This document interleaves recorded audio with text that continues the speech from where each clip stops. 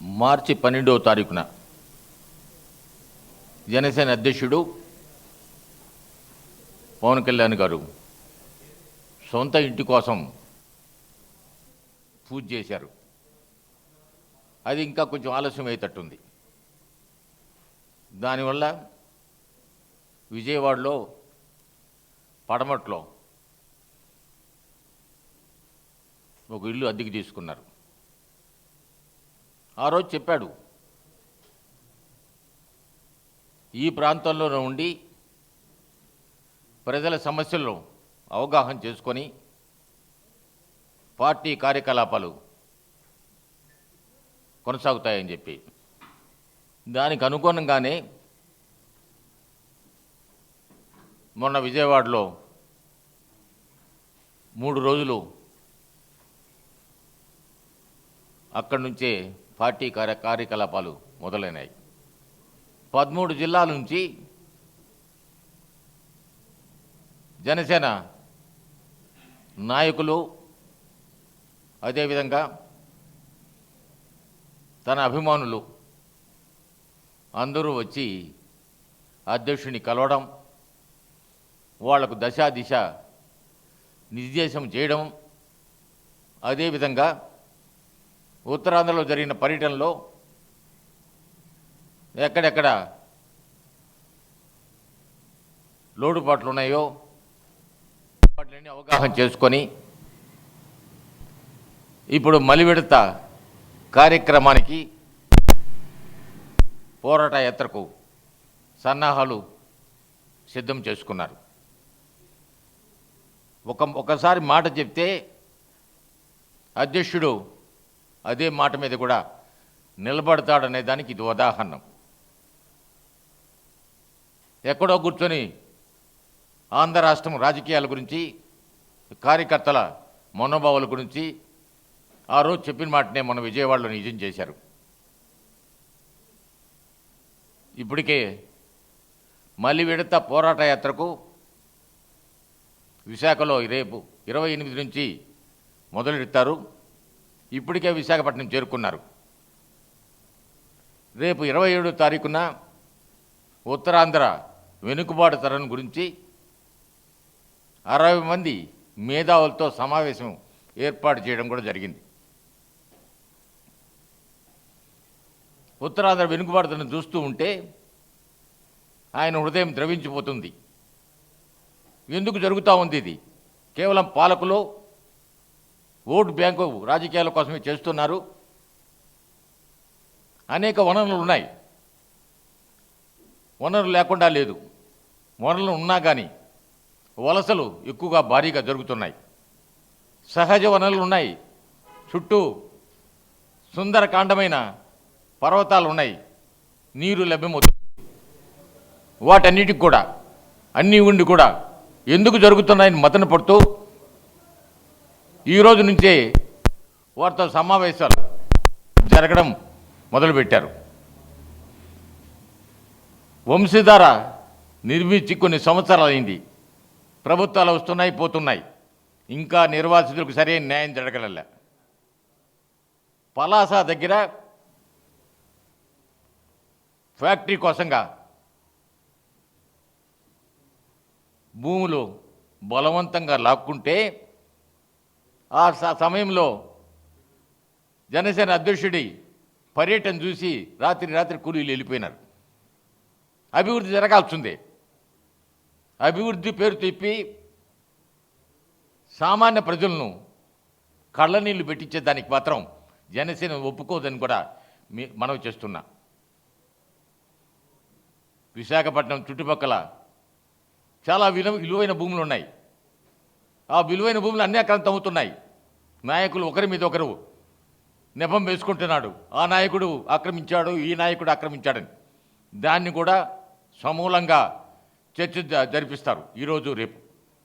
వాటిని కనుక్కున్న తర్వాత వాటి పరిష్కార మార్గం వారి దగ్గర నుంచే తీసుకొని ఆ విధంగా జనసేన ప్రయత్నం చేస్తుందని కూడా మనవి చేస్తూ ఉన్నా.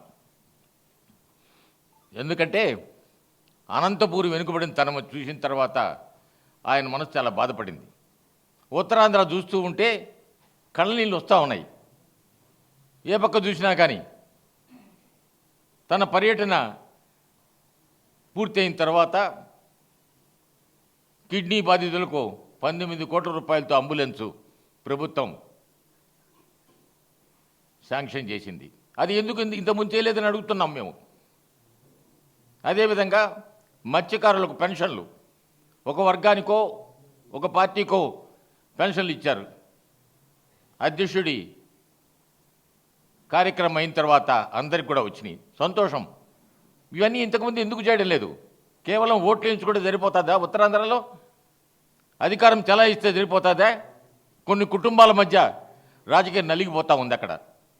అది మాత్రం దానికి ముగింపు పలకాల్సిన సమయం వచ్చిందని కూడా జనసేన అధ్యక్షుడు మనసులో ఉంది. సామాన్య ప్రజలను కూడా రాజకీయంగా చైతన్యవంతం చేసి ముందుకు సాగిపోవాలనే కోరికతో కూడా ఉన్నారు.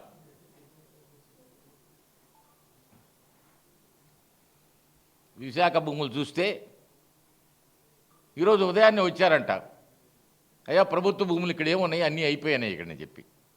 దాని మీద కూడా చర్చ జరుగుతూ ఉన్నది. ఇప్పటికైనా కానీ ప్రభుత్వం మేల్కొని ఎక్కడ అన్యాక్రాంతమైనదో ఒక నాయకుడి మీద ఇంకొక నాయకుడు నెపం పెట్టకుండా వెంటనే దాని మీద తగు చర్య తీసుకోవాలి. జనసేన రేపు రాబోయే ఎన్నికల్లో మేనిఫెస్టోలో ఉత్తరాంధ్ర గురించి, అదేవిధంగా విశాఖపట్నం భూముల గురించి కూడా ముఖ్యంగా మేనిఫెస్టోలో కూడా ప్రకటించడం జరుగుతుంది. తన అధ్యక్షుడు తను ఏ విధంగా దాని పరిష్కార మార్గం కూడా ప్రజలకు చూపించేదానికి వీలుగా ఉంటుందని కూడా చెప్తున్నాం మేము. అభివృద్ధి అంతా అమరావతి కేంద్రీకృతం. అది తప్పితే పాలకులకు ఇంకేం కనపడంలే. ఇప్పటి వరకు శాశ్వతమైన భవనాలు ఏమి లేవు. అక్కడికక్కడ అసెంబ్లీ కట్టారు, సెక్రటేరియట్ కట్టారు. నిన్న కాక మొన్న మీడియాలోనూ వచ్చింది, మేమేం చెప్పడంలా, అభూత కల్పన చేసి దాంట్లో వర్షపు నీళ్ళు వస్తే మోకాళ్ళు దాకా నీళ్ళు ఉన్నాయని చెప్పి. ఏం జరుగుతూ ఉంది అసలు? అమరావతి పేరు చెప్పి ఉత్తరాంధ్ర, ప్రకాశం, అనంతపూర్, కడప వెనుకబడిన జిల్లాలకు ఏ విధంగా నిర్లక్ష్యానికి గురవుతూ ఉన్నాయో అనేది తెలియాల. అన్నీ కూడా మీరు ఈ కేవలం ఒక విజయవాడ ప్రాంతమో, మేము దానికి వ్యతిరేకం కాదు. ఆ ప్రాంతంతో పాటు ఉత్తరాంధ్ర, ప్రకాశం, అనంతపూర్ వాటిని కూడా పాలకులు ఏ విధంగా నిర్లక్ష్యం చేస్తున్నారో ప్రజలకు తెలియజేయాల్సిన అవసరం ఉంది. జనసేన అధ్యక్షుడు తన మాటనే పెట్టి చెప్పిన మాట కూడా నిలబెట్టుకోవాలనే ఉద్దేశంతోనే ఈ రోజు నుంచి కూడా చర్చలు మొదలైనాయి. రేపు కూడా మేధావులతో చర్చలు ఉంటాయి. ఆ తర్వాత మిగతా పోరాట యాత్ర తూర్పుగోదావరి జిల్లా నుంచి మొదలవుతుంది. వాటి గురించి కూడా ఈరోజు విశాఖపట్నంలో మిగతా నియోజకవర్గాలు ఉన్నాయి, 9 నియోజకవర్గాలు. విజయనగరంలో ఎస్కోట్ ఉన్నది. అవన్నీ పూర్తి చేసుకున్న తర్వాత తదుపరి కార్యక్రమం ఉంటుంది. కడప ఉక్కు కోసం ప్రభుత్వంలో మీరు భాగస్వాములు. అప్పుడేమో కడప ఉక్కు సంగతే మాట్లాడలా. ఇప్పుడేమో మీ నాయకులు నిరాహార దీక్ష, రాజ్యసభ సభ్యుడు, శాసనమండలి సభ్యుడు. మీడియాలో చూస్తుంటే చాలా బాధగా ఉంది. నేను చెప్పడంలా, ఇది జనసేన కల్పించి అభూత కల్పన చేయడంలా. మీడియాలోనే వచ్చింది. హాస్పిటల్కి పోతారా, పంపించమంటారా వద్దని. ఎందుకు ఈ కొంగ జపం? మనకు ఏదో చేసిన ప్రజలు మోసగించడానికే? కడప ఉక్కు ఫ్యాక్టరీ మీద మీకు చిత్తశుద్ధి ఉందా అని అడుగుతా ఉన్నా నేను. చిత్తశుద్ధి ఉంటే ఇప్పుడు దాకా ఎందుకు గమ్ముగా ఉన్నారు? ఇప్పుడు వాడితో నుంచి అనుబంధము చెడిపోయిన తర్వాత ఇప్పుడు కడప ఉక్కు ఫ్యాక్టరీ కావాలా? ప్రజల కోసం ప్రాణాలైనా అర్పిస్తాం. ప్రాణాలు అర్పించాలంటే అమరజీవి పొట్టి శ్రీరాములు గుర్తు చేసుకోండి ఒకసారి నాయకులారా. అదేవిధంగా ఆంధ్రకేసరి టంగుటూరు ప్రకాశం పంతులు గారిని గుర్తు చేసుకోండి. కేంద్ర ప్రభుత్వాన్ని కూడా అడుగుతున్నా, మీలో మీకు ఎన్నైనా విభేదాలు ఉండొచ్చు. దయచేసి ఆంధ్ర ప్రజల ఆగ్రహానికి మాత్రం గురి కావాకండి మీరు దయచేసి. ఆ రోజు చూశాడు, విశాఖ ఉక్కు, ఆంధ్ర ఉక్కు అన్నారు. ఆ రోజు కొంతమంది ప్రాణాలు పోయినాయి. విద్యార్థి దశలో ఆ ఉద్యమంలో నేను పాల్గొన్నా, విద్యార్థి నాయకుడి కింద. ఆ బాధలు నాకు తెలుసు. మళ్ళీ ఆ పరిస్థితి తేవాకండి దయచేసి. కేంద్ర ప్రభుత్వాన్ని కానీ దయచేసి కళ్ళు తెరవండి. ప్రజల కోసంగా మీరు చేసుకోండి. మీ అవతల రాజకీయాలు మళ్ళీ చేసుకుంటారు మీరు. వారి మీద కష్టం మీద కడప ఉక్కు మాత్రం లేకుండా ఉంటే మాత్రం ఆంధ్ర ప్రజల ఆగ్రహానికి గురికాక తప్పదని కూడా హెచ్చరిస్తూ ఉన్నా. ఇదేమి సామాన్యుది కాదు. ఇది పొట్టి శ్రీరాములు చనిపోతే ఆంధ్రావతరణం వచ్చింది. కొంతమంది విద్యార్థులు, పేద ప్రజలు, అమాయకులు బలైపోతే విశాఖ ఉక్కు యాక్ట్ వచ్చింది. ఇదే విధంగా కేంద్ర ప్రభుత్వాన్ని ఇంకోటి కూడా అడుగుతున్నా.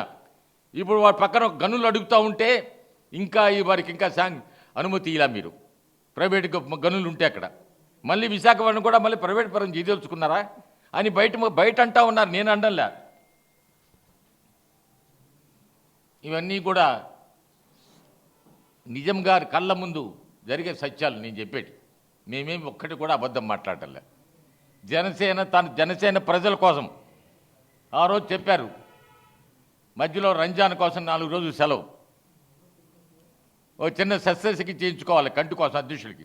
డాక్టర్లు చెప్పారు 10 రోజులు మీరు వెళ్ళడానికి వీల్లేదని. ఇప్పటికీ ఆలస్యం అయిపోయింది. ఇబ్బంది అవుతుంది. ఈ వేడి తగిలితేనండి ఇబ్బంది అయినా పర్వాలేదు. నేను వాళ్ళకి మాట చెప్పున్నాను, ఉత్తరాంధ్రలో వచ్చి మళ్ళీ మాట్లాడతానని, పోరాట యాత్ర చేస్తానని చెప్పాను. తన ప్రాణాన్ని కూడా, తన ఆరోగ్యాన్ని కూడా లెక్క చేయకుండా ముందుకు సాగిపోతున్న పోరాట యాత్ర జనసేనకు ప్రజలను కోరుతా ఉన్నా, మీకు మనవి చేస్తున్నా, దయచేసి అధ్యక్షుడిని దీవించండి, జనసేనకు మద్దతు కల్పించండి. అదేవిధంగా వామపక్షాలు చేయబోయే బంద్కు 29వ తేదీ జనసేన పూర్తిగా మద్దతు ఇస్తుంది. జనసేన కార్యకర్తలకు అదేవిధంగా నిన్నే చెప్పాడు పవన్ కళ్యాణ్ గారు, తన అభిమానులంతా జనసేన కార్యకర్తల కింద ముందుకు సాగిపోమని.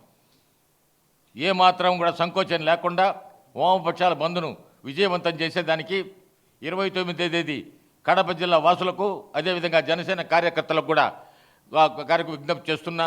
దాంట్లో పాల్గొనండి, బంద్ను విజయవంతం చేయండి.